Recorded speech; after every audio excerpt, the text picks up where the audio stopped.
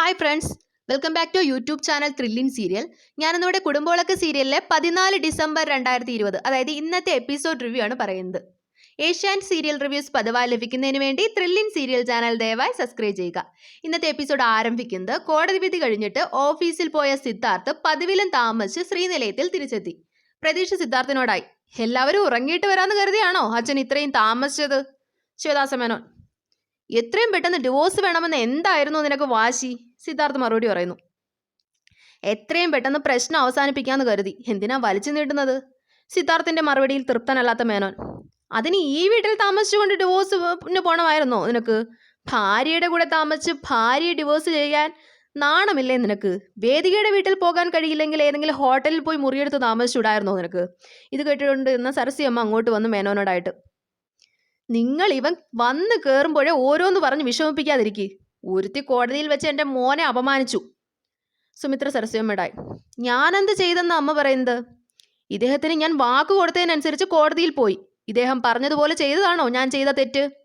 എന്നെ കോടതിയിൽ കൊണ്ടുപോകാനും പറഞ്ഞത് പോലെ പറയിപ്പിക്കാനും ഒക്കെ മുൻകൈ എടുത്തത് ഇദ്ദേഹമല്ലേ?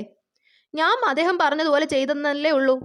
സിദ്ധാർത്ഥ്, എല്ലാവരുടെയും മുന്നിൽ വെച്ച് ഡിവോഴ്സ് വേണമെന്നും അത് കഴിഞ്ഞ് സ്വകാര്യമായി സംസാരിച്ചപ്പോൾ നീ മാറ്റിയും പറഞ്ഞു. അതാണിന്ന് ഡിവോഴ്സ് കിട്ടാതിരിക്കാനുള്ള കാരണം. സുമിത്ര, കോടതിക്ക് സത്യം ബോധ്യപ്പെട്ടത് കൊണ്ടാണ് ഇന്ന് ഡിവോഴ്സ് കിട്ടാഞ്ഞത്. സ്വന്തം തെറ്റും മറ്റുള്ളവരിൽ ചേരാൻ നോക്കണ്ട. ഞാനിപ്പോൾ ഇങ്ങോട്ട് വന്നത് നിങ്ങളോട് സംസാരിക്കാനല്ല, അച്ഛനും പ്രതീക്ഷനും അമ്മയ്ക്കും അത്താഴം എടുത്തു വെച്ചിട്ടുണ്ടെന്ന് പറയാനാ. സരസ്വതിയമ്മ, സ്വന്തം ഭർത്താവ് ഇവിടെ നിൽക്കുമ്പോൾ അവൻ ആഹാരം വിളമ്പി കൊടുത്താൽ എന്താ നിനക്ക്? സുമിത്ര, അദ്ദേഹം പറയാതെ ഞാൻ ആഹാരം വിളമ്പി കൊടുക്കില്ല. പറയാതെ കൂടെ നടന്ന് ആഹാരം കൊടുക്കുകയും എല്ലാ കാര്യങ്ങളും അറിഞ്ഞ് ചെയ്തുകൊണ്ടിരുന്ന ഒരു സുമിത്ര ഉണ്ടായിരുന്നു. അത് അദ്ദേഹത്തിന് ശല്യമായി തോന്നിയത് കൊണ്ടാണല്ലോ എന്നെ കോടതിയിലെത്തി ഡിവോഴ്സ് പേപ്പറിൽ ഒപ്പിടിപ്പിച്ചത്. പ്രതീഷ്, അച്ഛൻ്റെ കാര്യങ്ങളെല്ലാം ഇനി അച്ഛമ്മ നോക്കണമെന്നല്ലേ അച്ഛൻ പറഞ്ഞത്? ശിവദാസ മേനോൻ, അത് ശരിയാ. സരസ്വതി, നീ സിദ്ധുവിന് ആഹാരം വിളമ്പി കൊടുക്ക്.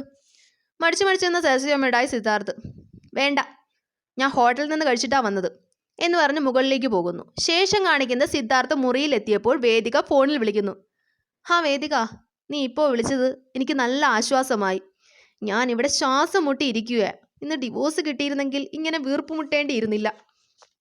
വേദിക, എനിക്ക് മനസ്സിലായി സിദ്ധുവിൻ്റെ അവസ്ഥ. അതാ ഞാനിപ്പോൾ വിളിച്ചത്. ഞാൻ മറ്റൊരു കാര്യം കൂടി പറയാനാണ് വിളിച്ചത്.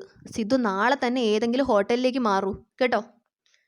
സിദ്ധാർത്ഥ്, അത് വേദിക, ശീതൾ സമ്മതിക്കില്ല അതിന്. അവളെ ഒഴിവാക്കി എന്നൊരു തോന്നൽ അവൾക്കുണ്ടാകും. സമ്പത്തെന്ന് തിരിച്ചു പോകും. വേദിക, അതെനിക്കറിയില്ല സിദ്ധു, കൂടെ ഇങ്ങോട്ട് വരാറുണ്ട്. നീരവിനെ തിരിച്ചു കിട്ടാൻ കണ്ടീഷൻ വെച്ച് പോയില്ലേ? പിന്നെ ശീതളിനെ പറഞ്ഞ് സമ്മതിപ്പിക്കുന്ന കാര്യം ഞാൻ ഏറ്റു. പിറ്റേന്ന് വേദിക ശീതളിൻ്റെ ഫോണിൽ വിളിക്കുന്നു. ശീതളിൻ്റെ മുഖത്ത് വലിയ സന്തോഷമില്ലെങ്കിലും സംസാരത്തിൽ സന്തോഷം കലർത്തി തന്നെ ശീതള്, വേദിക ആൻറ്റി. മോളെ, ഞാനൊരു സന്തോഷ വാർത്ത പറയാനാ മോളെ വിളിച്ചത്. എന്താ ആൻറ്റി സന്തോഷ വാർത്ത? അത് മോളുടെ കോച്ചിങ് ക്ലാസ്സിൻ്റെ കാര്യമുണ്ടല്ലോ, അത് ആൻറ്റി സിദ്ധുവിനെ കൊണ്ട് സമ്മതിപ്പിച്ചു. നാളെ മുതൽ മോൾക്ക് കോച്ചിങ്ങിന് പോകാം. Thanks anti. വേദിക, പിന്നെ മോളെ, ആൻറ്റി മറ്റൊരു കാര്യം കൂടി പറയാനാണ് വിളിച്ചത്. സിദ്ധു മോൾക്ക് വേണ്ടി ആ വീട്ടിൽ നിൽക്കുന്നത്. മോളുടെ സന്തോഷമാണ് സിദ്ധുവിന് സ്വന്തം സന്തോഷത്തേക്കാൾ വലുത്. സിദ്ധു അവിടെ നിൽക്കുമ്പോൾ ഒരുപാട് മാനസിക വിഷമങ്ങൾ അനുഭവിക്കുന്നുണ്ട്. ശീതള്, അറിയാം ആൻറ്റി, പക്ഷെ എന്ത് ചെയ്യാനാ? സമ്പത്തങ്ങൾ പോയോ? വേദിക, സമ്പത്ത് പോയില്ല മോളെ.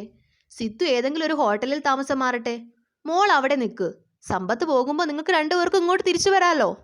ശീതള്, പറ്റില്ല ആൻറ്റി, അച്ഛന് സുഖമില്ലാത്തതാ. അച്ഛൻ ഒറ്റയ്ക്ക് ഹോട്ടലിൽ നിന്നാൽ മാനസിക വിഷമം കൂടുകയേ ഉള്ളൂ. ഇനി ഈ കാര്യം പറഞ്ഞ് ആൻറ്റി ഇങ്ങോട്ട് വിളിക്കണ്ട എന്ന് പറഞ്ഞ് തന്നെ ശീതള് ഫോൺ കട്ട് ചെയ്യുന്നു. അടുത്ത ഭാഗത്തിൽ കാണിക്കുന്നത് ശ്രീനിലയത്തിലെ ലാൻഡ് ഫോൺ ബെല്ലടിക്കുന്നു. ശീതളാണ് ഫോൺ എടുക്കുന്നത്.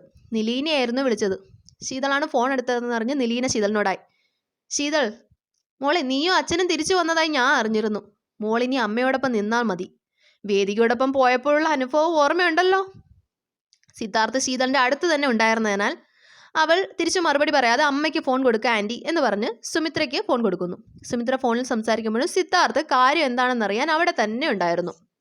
നിലീന സുമിത്രയുടായി, ഡി, പിന്നെ ഞാൻ വിളിച്ചത് നിന്റെ കട ഉദ്ഘാടനം ചെയ്യാൻ സിനിമാ താരത്തെ അറേഞ്ച് ചെയ്യാന്ന് ഞാൻ പറഞ്ഞിരുന്നില്ലേ? നീ ഒരുങ്ങിയിരുന്നോ കേട്ടോ അതിന്? സുമിത്ര, അയ്യോടി, സിനിമാ താരമൊന്നും വേണ്ട, അതിനൊക്കെ ഒരുപാട് പൈസ ചിലവാകില്ലേ?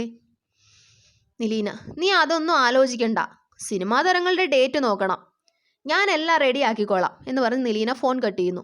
ഇതേസമയം ഇതെല്ലാം കേട്ടുകൊണ്ടിരുന്ന സിദ്ധാർത്ഥ സുമിത്രയോടായി: നിന്റെ ചെറിയ കട ഉദ്ഘാടനം ചെയ്യുന്നത് സിനിമാ താരമാണോ?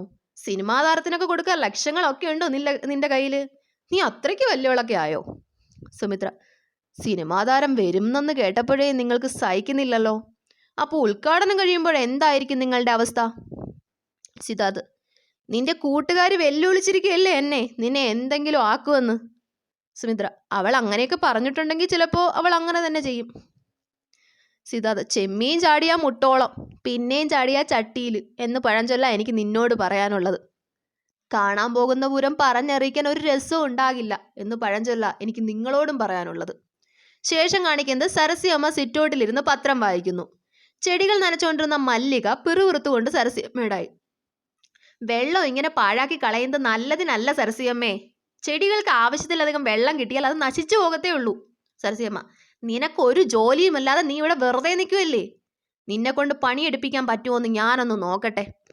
പിറുപിറുത്തുകൊണ്ട് തന്നെ മല്ലിക വീണ്ടും ചെടികൾ നനയ്ക്കുന്നു. ഇതേസമയം ശ്രീകുമാർ അങ്ങോട്ട് വരുന്നു.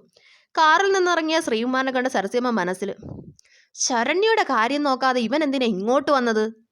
അകത്തോട്ട് ചെന്ന ശ്രീകുമാർ സരസ്യമ്മയോടായി: സുമിത്രയിടത്തെ ഉണ്ടോ അമ്മേ? നീ എന്തിനാ സുമിത്രയെ അന്വേഷിക്കുന്നത്? കാര്യമുണ്ടെന്ന് കൂട്ടിക്കോ. സുമിത്രേട്ടത്തിയുടെ കട ഉദ്ഘാടനം ചെയ്യാൻ സിനിമാ നടനെ കാണാൻ പോണം എന്ന് പറഞ്ഞ് ശ്രീകുമാർ അകത്തേക്ക് പോകുന്നു. സരസ്യമ്മയ്ക്ക് ഇത് കേട്ട് സഹിക്കുന്നില്ല. പിന്നീട് കാണിക്കുന്നത് ശ്രീ അകത്ത് ചെന്ന് അച്ഛനോട് സുമിത്രയോട് സിനിമാ നടനെ കാണുന്ന കാര്യത്തെക്കുറിച്ച് സംസാരിക്കുന്നു. വലിയ സിനിമാ നടനെയൊക്കെ കൊണ്ടുവരണോ എന്ന് സുമിത്ര ചോദിക്കുമ്പോൾ സുമിത്രയ്ക്ക് ഇഷ്ടമല്ലെങ്കിൽ പിന്നെ നിർബന്ധിച്ച് സിനിമാ നടനെ കൊണ്ടുവരണ്ടെന്ന് സരസ്യമ്മയും സിനിമാ നടനെ തന്നെ കൊണ്ടുവരുമെന്ന് മേനോനും പറയുന്നു. അങ്ങനെ അച്ഛനും സുമിത്രയും കൂടി സിനിമാ നടനെ കണ്ട് ഡേറ്റ് ബുക്ക് ചെയ്യാൻ പോകാൻ ഒരുങ്ങുന്നു. ഇന്നത്തെ എപ്പിസോഡിലെ വിശേഷം ഇതൊക്കെയായിരുന്നു. റിവ്യൂ ഇഷ്ടമായെങ്കിൽ ലൈക്ക്, ഷെയർ, സബ്സ്ക്രൈബ് ചെയ്യാൻ മറക്കല്ലേ.